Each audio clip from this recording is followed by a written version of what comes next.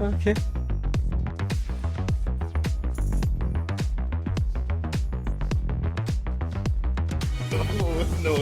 No.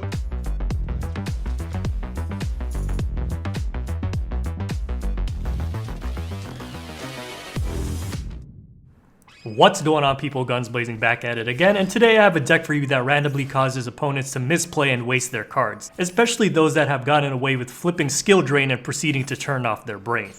All it really is a very beefy Crystal Wing supported by a Windwitch engine. It's very simple and straightforward to play. It does have its weaknesses, but you'd be surprised how far a Crystal Wing pass can get you.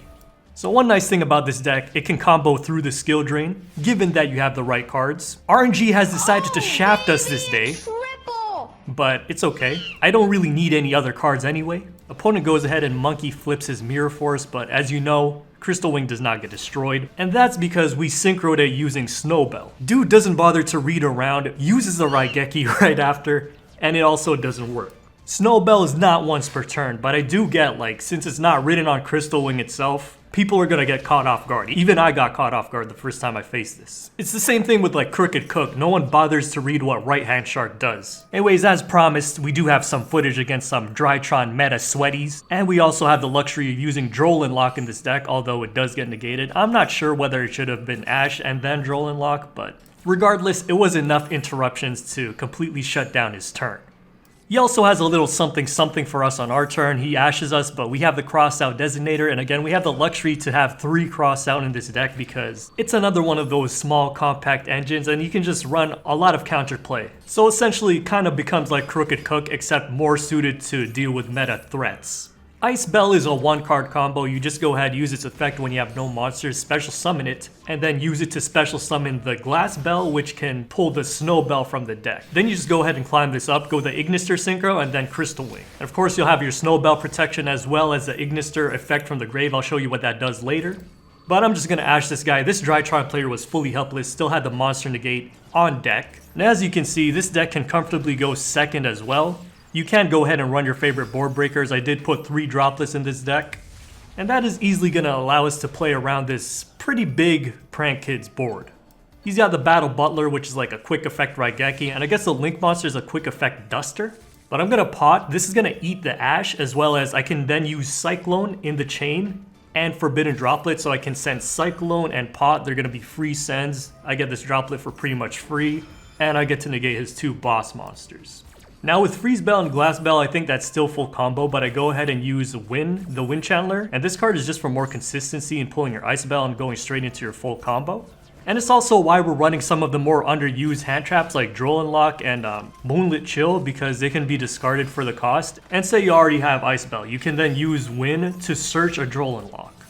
Anyways, Crystal Wing comes out, and I still do have my normal summon, so I'm just gonna swing over 2 monsters here. Crystal Wing can actually swing over the Butler because of its secondary effect, but it doesn't matter. Because again, Butler can't do anything against a monster that can be destroyed by card effects. So I just use Crystal Wing's negate on the graveyard effect of the Link monster. And so now I'm in a pretty good spot. I don't really have to panic negate anything with the Crystal Wing, so I'm just chilling for now. I let this card from the grave go through, as well as the Rocket Ride. They don't really have any important effects. But once the Rocket Ride hits the grave, then I'm going to negate it because it's going to special summon 2 monsters. I don't really care about this one summon here, but this one is going to pull 2, so I'm going to go ahead and negate that. This causes our opponent to yes-click activate his Battle Butler, which actually does nothing for him. Literally nothing, except destroying my monster, which helps me because I get to pop at Ignister Pegasus from the grave. Allows me to return any card on his field to his deck, and of course, Crystal Wing does not give a fook. You can also tech this deck out to counter this filthy burn that's going around, because you can just make your extra deck small so that they can't do any damage to you. I think Banquet Burn or whatever it's called. So here's how I'm running it at the moment, and disclaimer, I wouldn't really say this deck is super competitive. Like, if you're only looking for win rate, then there are cheaper decks that can win more. But I personally like this deck because it's decently strong, it's fun, it can go first or second, and has a lot of room for counters to popular decks. So Droll and Lock is already a pretty underrated hand trap, and it synergizes with this deck even more since it's a wind spellcaster. And another important piece is Wynn, which I mentioned earlier. It's unfortunately an ultra rare which won't see much play in other decks, which is why I don't recommend building this unless you really like it. or you're using an alt. But basically you can send any other wind to the grave and pick up your important wind cards, including your Ice Bell, which is your starter. And if you have her already, then you can go ahead and pick up like Barrier Statue of Wind. I'm trying this out still, but it seems pretty spicy. Or you could even add a Droll. We even got some room for some Wind Kaijus. 3 is probably overkill, but again, it's also wind fodder and it gives you that security going second.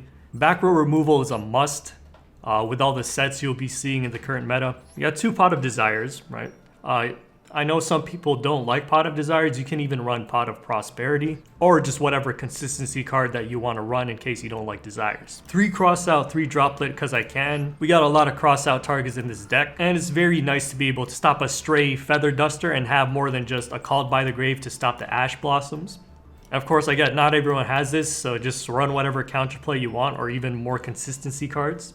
And admittedly, this deck is a little bit more on the bricky side. We do have the Ice Bell and the Wind Channeler to alleviate some of that, but it's not as consistent as the Evil Twins deck that I posted like last week, which it has a similar concept, right? It's like a small engine plus a bunch of counter cards and hand traps. As for extra deck, literally just these 2 are the core, the Wind Pegasus at Ignister and Crystal Wing. You can run a bunch of your staple links, but again, you don't really need these and you're locked into extra deck Wind anyway. So if you want to dodge Banquet Burn, you can just go ahead and like screw all of that. And you don't really need to go too small, but something like this would already be pretty good. And again, you don't need dupes of Crystal Wing if you don't have it. Now the crazy thing too about this deck is that it plays around Nibiru. Literally on the 5th summon, that's when your Crystal Wing is out, so it can negate the Nibiru. Now it's actually kind of wild because this guy held on to his Gamma for the Crystal Wing, but I have an Ash Blossom to temporarily stop it. It doesn't send the Gamma to the grave, so he can use it next turn. But at least I'm going to win out on this exchange for now. So this guy volunteered to go second, so obviously it's going to be one of 2 things, and it turns out it's Numeron. I'm going to go ahead and E-Veiler him. That's going to get called by the grave, but I was just rotating around a bunch of hand traps, trying like literally everything. Crystal Wing's really going to shaft him now though. I actually could have played this better by negating earlier, and then I could get the attack boost earlier, and then he's going to have to keep damaging himself more. But regardless, instead of an OTK, I'm actually going to take no damage this turn, so I'm going to take that. Now, Crystal Wing can be destroyed by battle. It's rare because it does have the secondary effect against high-level monsters, but these are not high-level monsters, nor will it matter because they are using ranks, not levels. We do get the bounce with at Ignister from the grave, but he does have Planet Pathfinder. That's okay though, because we have a chance to finish him this turn. I have another Ash for the Gamma, and with Ice Bell's little burn, that's going to be enough for game. Also have the normal summon in hand. And now we go on to some of the weaknesses of the deck. Before we go on to some more highlights, I'm going to do these segments as well so that you can know what to fully expect from the deck. This duel was going all well and smooth for a while. I did have a few interrupts, and I did have a Kaiju to break apart his plays. But as I mentioned, this deck does not have as many starters as you would often like.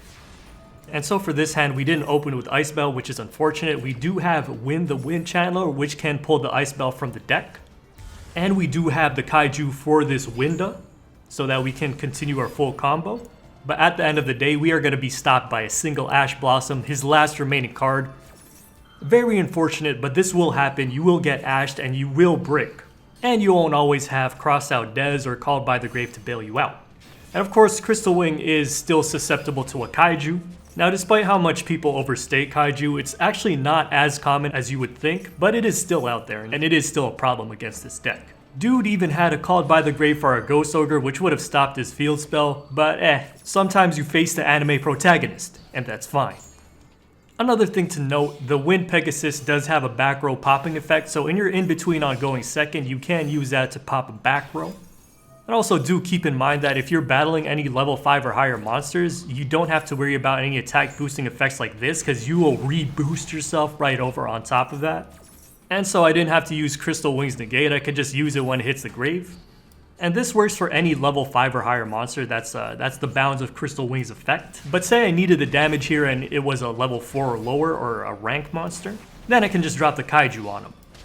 Now here's yet another one against Drytron, and I don't think I actually lost against any Drytrons with this deck. But in this one I did mess up and I used my Wind Charmer before I used my pot. You should use it first if you don't have Called by the Grave, because you want your pot to eat the Ash and then use your Wind Charmer to pick up, Ice Bell. But regardless, all hope is not lost. So If you're in a brick state but you have a bunch of hand traps and counterplay, you still have a shot at it, so I'm just gonna let this play out for a bit.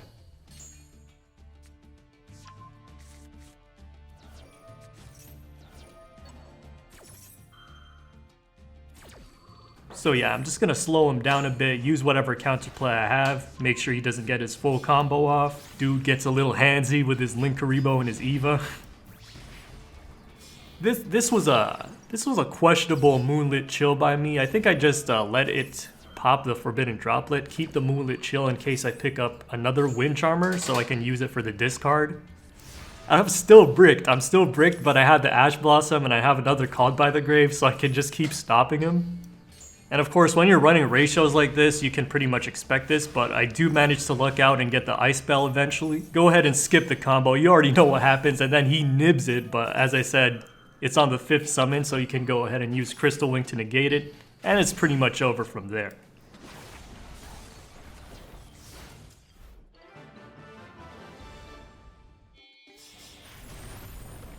Alright, so for this one I actually misplayed, and instead of sending one of my other Wind monsters, I accidentally sent my Ghost Bell, which was a big no-no because I used Pot of Desires and that banished one of the Snow Bells, which I didn't bother to check, so I couldn't do the Crystal Wing combo. But in the event that you can't get Crystal Wing out or you only have a 3 and a 4, then you can still make one of the level 7 Synchros, which will be showcased in this duel. And so one of them is Clearwing Fast Dragon, which can pretty much negate any card from the extra deck. This was a very sloppy duel overall by me because I have an attack reducing effect to 0, so I should have used it onto 1800 Beater. But regardless, we're in a good spot because Clearwing can negate any monster from the extra deck, plus we have a Called by the Grave, so he tried to use a Sarah, but he already had one in the grave, so we can banish that one, and we'll negate the one on the field.